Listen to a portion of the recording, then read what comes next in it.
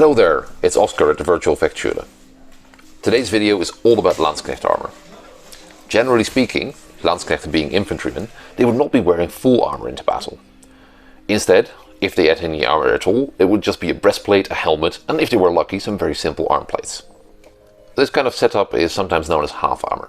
And when I decided to do a reasonably accurate recreation of an early Landsknecht for living history and HEMA, that's the kind of setup that I wanted to go for.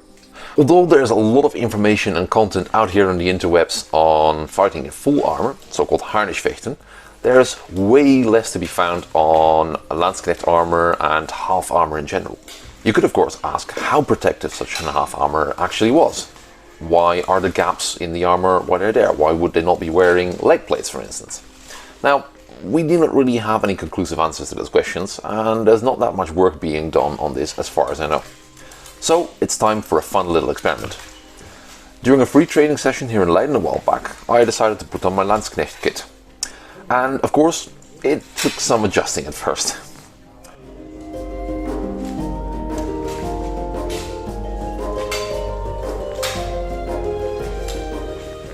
But gradually it became more comfortable.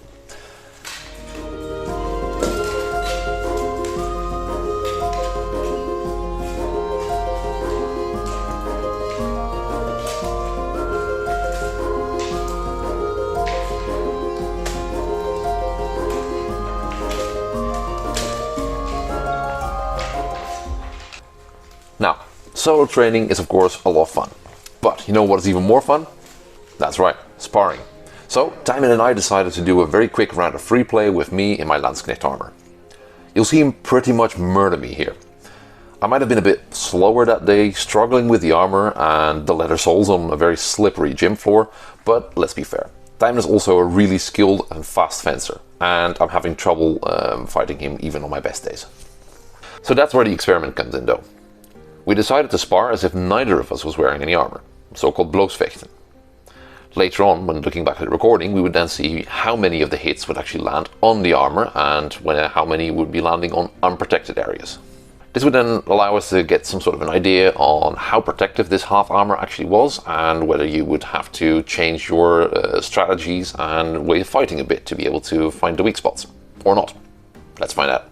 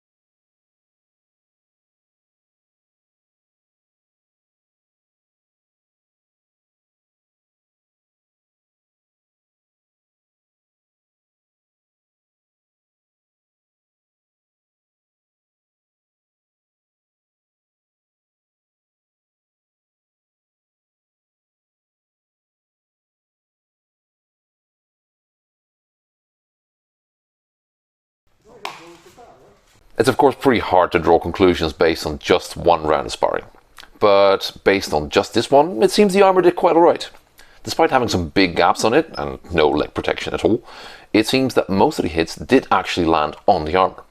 And of course, we need to confirm this by doing this a whole lot more often, but at least we can hypothesize right now that even if you were facing someone who does not have full armor, it might still very much be worth it to change your way of fighting, try harnish fighting techniques rather than regular blows fighting techniques, so techniques that are specifically designed to defeat and find the weak gaps in armor.